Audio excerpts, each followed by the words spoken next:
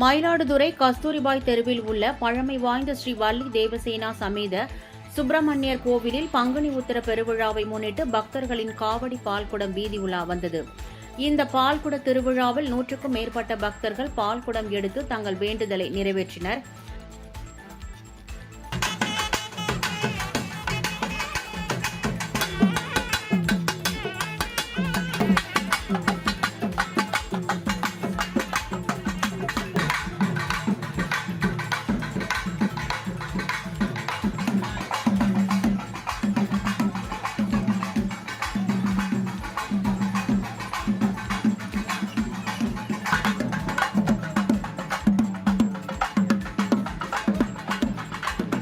வேலூர் மாவட்டம் ஓட்டேரியில் உள்ள சுயம்புலிங்கேஸ்வரர் மற்றும் ஞான பூங்கோதை ஆலயத்தில் பங்குனி உத்திரத்தை முன்னிட்டு நடைபெற்ற திருக்கல்யாணத்தில் திரளான பக்தர்கள் கலந்து கொண்டு சுவாமி தரிசனம் செய்தனர்.